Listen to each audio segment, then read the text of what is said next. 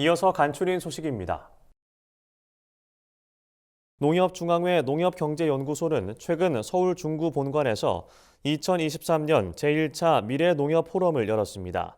K푸드 시대 농식품 수출 현황과 발전 방향을 주제로 한 이번 포럼은 주제 발표와 종합 토론 순으로 진행됐습니다. 주제 발표에서는 농식품을 중심으로 살펴본 글로벌 비즈니스 혁신 전략 등에 대해 논의했습니다. 종합 토론에서는 기관별 전문가들이 농식품 수출 증대를 위한 아이디어를 공유했습니다. 이들은 농식품 수출 활성화를 위한 적극적인 산관학 협력이 필요하다는데 공감대를 이뤘습니다. 광주와 전남 농민들이 소형 영농형 태양광 지원을 위한 입법을 촉구했습니다. 최근 전남 보성농협에서는 광주 전남 공익햇빛발전 사회적 협동조합 추진위원회 주최로 소형 영농형 태양광 입법 촉구 토론회가 열렸습니다. 토론회에 참석한 농민들은 영농형 태양광의 농지를 보존하면서 농민을 살리고 기후 파국도 막는 일석삼조의 대안이라며 국회가 관련 법안을 조속히 처리해야 한다고 주장했습니다. 현재 국회에선 농업진흥구역이 아닌 농지에 100kW 미만의 소형 영농형 태양광을 설치할 수 있도록 한 법안이 발의된 상태라고 설명했습니다. 한국농수산대학교는 최근 교내 다원관과 전통 장 체험장에서 유정임 식품명인과 지역 주민이 함께하는 전통 장 담그기 행사를 열었습니다. 이번 행사는 전통 발효식품의 우수성을 국민에게 알리고 친환경 급식문화 확산을 위해 마련됐습니다. 한농대는 2009년 이후 해마다 국내산 콩으로 직접 된장과 간장을 담그고 전량 학교급식에 사용하고 있다고 설명했습니다. 이번에 담근 장은 70여일의 숙성을 거쳐 5월에는 된장과 간장을 분리하는 장 가르기를 할 예정입니다. 전라남도는 농사용 전기요금을 인상할 때 정액제가 아닌 정률제를 적용해야 한다고 최근 정부에 건의했습니다. 전남도에 따르면 한국전력공사가 2021년부터 정액 기준으로 전기요금을 인상하면서 결과적으로 농사용 전기가 산업용에 비해 3배 높게 올랐습니다.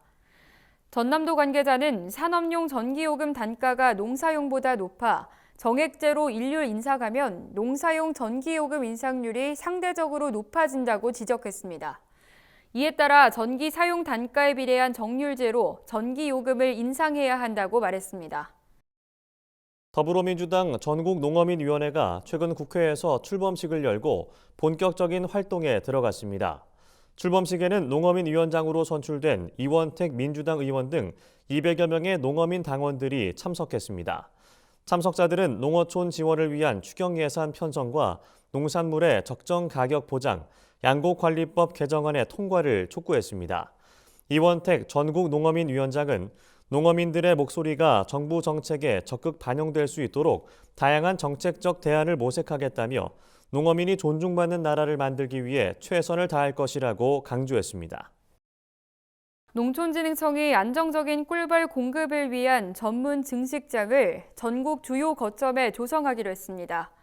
농진청은 최근 양봉산업의 지속적인 성장을 뒷받침하기 위해 꿀벌 자원 육성 품종 증식장을 만들어 꿀벌 품종 개량과 보급을 본격 추진할 계획이라고 밝혔습니다.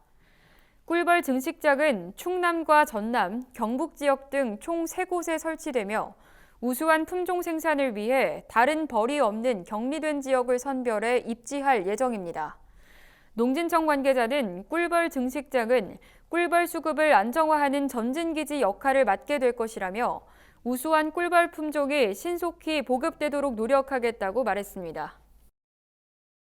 충남 태안군에서 재배한 참외로 만든 특산주가 미국 수출길에 오릅니다. 최근 태안군은 국내 농업회사 법인에서 지역 참외로 제조한 증류주 참외 스피릿이 미국 뉴욕 시내 식당 6곳 등에 나가기로 했다고 전했습니다. 참외 스피릿은 알코올 도수가 소주와 비슷한 24%이며 참외의 달콤한 향이 입안에 퍼져 감미롭고 깔끔한 맛이라는 평가를 받습니다. 제조법인은 미국 현지 반응을 보며 참외 스피릿을 추가 수출할 계획이라고 밝혔습니다. 강원 정선군은 최근 군에서 운영하는 아리아리 정선 농업대학의 개강을 알렸습니다. 아리아리 정선 농업대학은 정선군이 전문 농업 경영인을 양성하고자 만든 전문 교육기관으로 지난해까지 총 990명의 졸업생을 배출했습니다.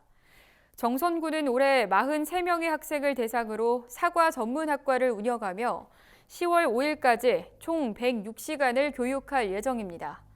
방제기술과 품질관리 등 사과 재배에 필요한 이론과 실무 교육을 진행한다는 방침입니다.